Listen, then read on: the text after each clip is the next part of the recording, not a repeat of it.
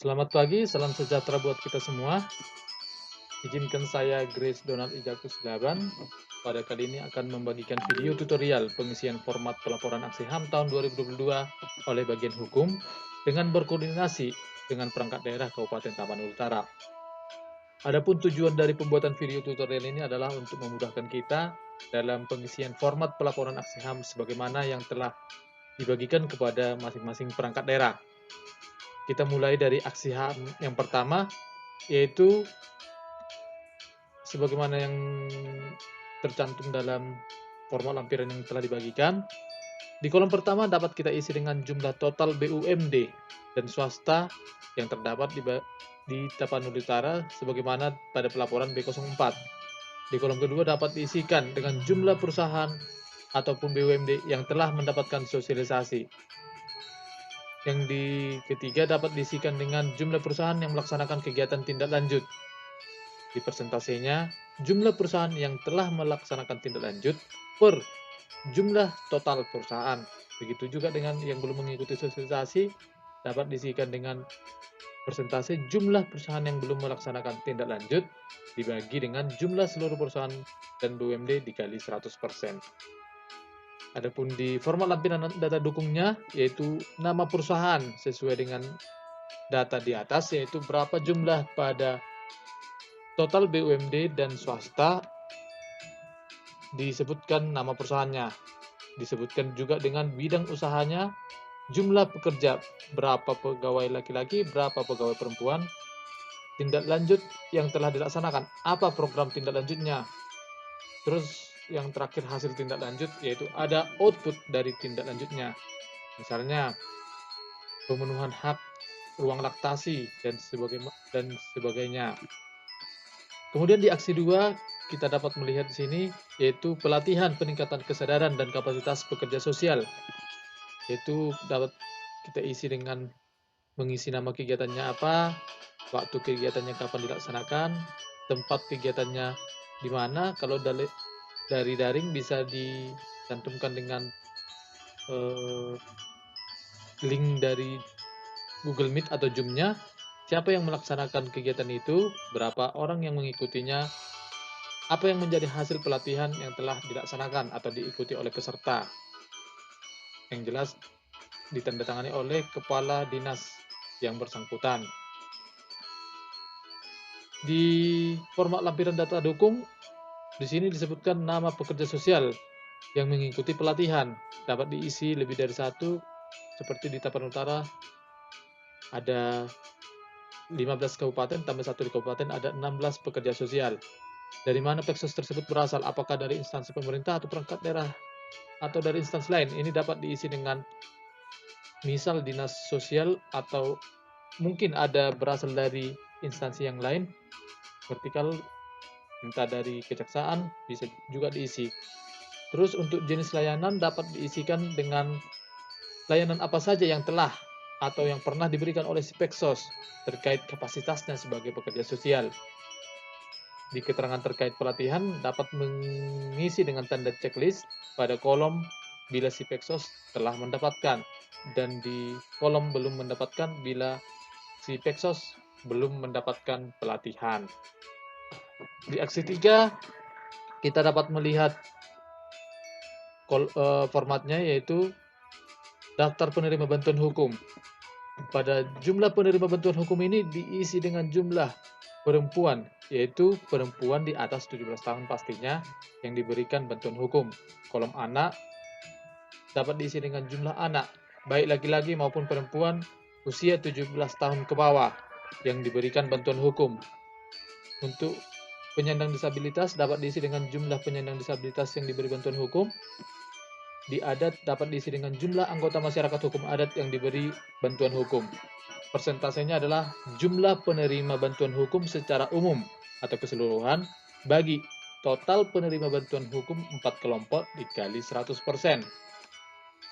Untuk pelaporan aksi HAM 4, yaitu pemetaan jumlah layanan kesehatan, dapat kita lihat masing-masing diisi dengan jumlah perempuan yang mendapat layanan kesehatan, jumlah persentasenya itu jumlah perempuan per jumlah keseluruhan perempuan tambah anak yang mendapatkan bantuan layanan kesehatan, yaitu persentasenya juga sama, jumlah anak per jumlah keseluruhan dikali 100%. Lembaga penyedia layanan, siapa yang menyediakan layanan kesehatan ataupun layanan psikososial tersebut. Di keterangan dapat diisi dengan keterangan tambahan berupa bila mana ada kerjasama dengan pihak lain untuk pemberian layanan kesehatan ataupun layanan psikososial tersebut. Demikian juga pada layanan psikososial dapat diisi seperti halnya layanan kesehatan tadi, cuman yang berbeda mungkin di lembaga penyedia layanannya. Untuk layanan kesehatan diwakilkan oleh Dinas Kesehatan, lembaga penyedia layanan psikososial mungkin dapat di Dinas Sosial ataupun Dinas Pemberdayaan Anak dan Perempuan. Kemudian di aksi 4 ini lampiran data dukungnya yaitu tanggal pemberian layanan. Tanggal berapa diberikan layanan kesehatan tersebut, siapa yang memberi, siapa yang menerimanya, yaitu nama penerima layanan, dan yang terakhir layanan seperti apa yang diberikan. Dalam hal ini layanan kesehatan bisa dapat berupa pemberian obat ataupun yang sebagainya. Di kolom yang kedua juga dapat dicantumkan yaitu kapan layanan psikososial diberikan, siapa yang memberi, dan siapa yang menerima. Jenis layanan psikososial yang diberikan apa? Bisa dapat berupa pengembalian trauma, pengobatan trauma yang berlebih dari si korban, atau hal yang lainnya. Di aksi 5 kita dapat melihat yaitu untuk pemberian layanan dokumen kependudukan bagi kelompok 5 kelompok anak, yaitu dapat kita isi dengan misal di unit pelaksana untuk panti asuhan siapa yang memberi atau pemberian dokumen dalam hal ini Dinas Kependudukan dan Pencatatan Sipil Kabupaten Tapanuli Utara, berapa capaian jumlah akta yang telah diberikan selama 1 tahun di tahun 2021, berapa jumlah KIA yang telah diberikan selama 1 tahun di tahun 2021. Di kolom berikutnya dapat kita isi dengan jumlah dokumen yang diberikan selama periode 2022. Berapa jumlah akta yang telah diberikan selama 1 tahun 2022 atau sampai periode pelaporan ini. Kolom selanjutnya dapat kita isi dengan jumlah KIA yang telah diberikan selama 1 tahun 2022 atau sampai periode pelaporan. Total layanannya ini yaitu jumlah 2021 tambah jumlah 2022 dengan pengisian persentase itu jumlah 2022 per jumlah 2021 tambah 2022 dikali 100%. Demikian juga untuk kelompok nomor 2, 3, 4, dan 5 sama saja pengisiannya yaitu seperti yang saya jelaskan di atas tadi. Untuk format lampiran ataupun data dukungnya dapat kita lihat di sini. Nama penerima diisi nama sesuai dengan jumlah yang tertera pada tahun 2022. Semisal 2022 di akta ini untuk panti asuhan ada misalkan saja ada 4 orang.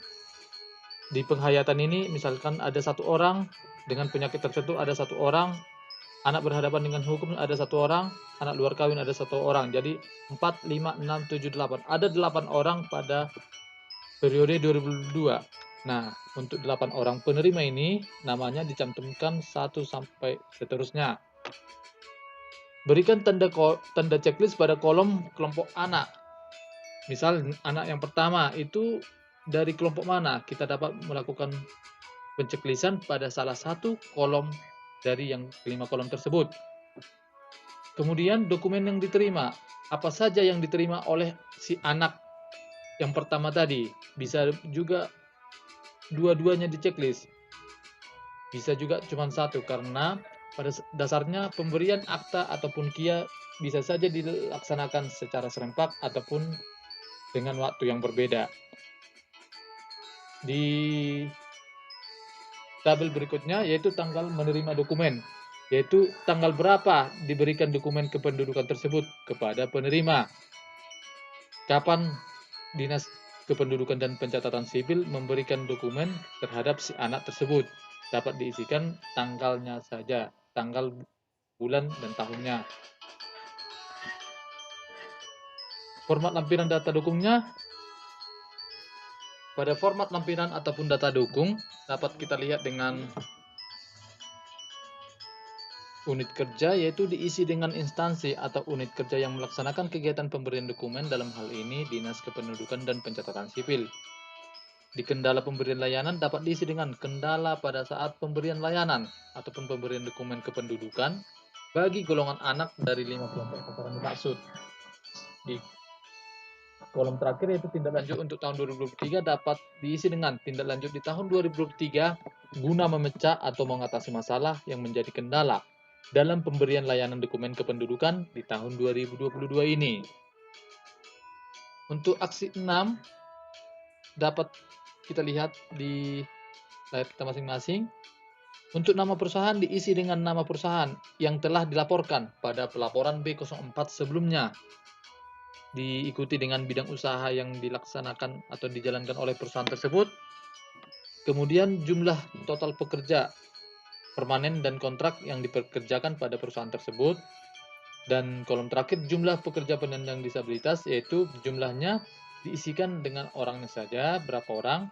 Untuk dipersentasenya adalah jumlah penyandang disabilitas, jumlah yang di sini, dibagi jumlah total pekerja di sini dikali 100%. Demikian juga untuk pengisian format perusahaan swasta dapat diisikan juga dengan cara yang di atas. Untuk nama perusahaannya diisikan, bidang usaha yang dijalankan diisikan, jumlah total pekerjanya yaitu pegawai permanen ditambah pegawai kontrak, jumlah penyandang disabilitas berapa orang, persentasenya adalah jumlah penyandang disabilitas dibagi jumlah pekerja permanen keseluruhannya dikali 100%. Untuk rancangan peta jalan dan atau perencanaan pemenuhan kuota 2% pekerja penyandang disabilitas, yang pertama dapat kita lihat yaitu kendala dan tantangan. Dapat diisikan kendala yang dihadapi pada saat rekrutmen atau pemenuhan kuota 2% dan 1% penyandang disabilitas. Yang kedua, upaya yang perlu dilakukan. Di kolom pertama ada pemerintah dan kolom kedua adalah perusahaan atau BUMD dan swasta. Untuk di kolom pemerintah dapat diisi dengan upaya yang perlu dilakukan oleh pemerintah untuk mengatasi masalah atau kendala yang dihadapi dalam pemenuhan kuota penyandang disabilitas. Untuk kolom perusahaan atau BUMD dan swasta, yaitu upaya yang perlu dilakukan oleh pihak swasta atau pemilik perusahaan untuk mengatasi masalah ataupun kendala yang dihadapi dalam pemenuhan kuota penyandang disabilitas dengan tetap berkoordinasi kepada pemerintah daerah. Untuk target pencapaiannya itu persentase total jumlah perusahaan yang memperkerjakan penyandang disabilitas di kabupaten garis miring kota dibandingkan dengan jumlah keseluruhan perusahaan yang ada di kabupaten atau kota. Di tahun 2022 yaitu persentase target pencapaian yang akan dicapai ataupun yang akan diharapkan pada tahun 2022 meningkat seiring berjalannya tahun dari 2022 hingga 2025. Dengan hal ini ada progres peningkatan yaitu perencanaan pemenuhan kuota 2% dan 1% pekerja penyandang disabilitas. Demikian pemaparan video tutorial dari saya. Semoga video tutorial kali ini dapat menjadi pedoman buat rekan-rekan sekalian dalam hal pengisian format pelaporan aksi HAM tahun 2022. Untuk informasi lebih lanjut dapat menghubungi kontak yang di bawah ini atas nama Grace Donald Ejaku Silaban di nomor HP 08123 0222 untuk informasi lebih lanjut mengenai pengisian pelaporan aksi HAM tahun 2022. Demikian video tutorial dari saya. Semoga dapat berguna bagi kita semua. Sekian dan terima kasih. Horas!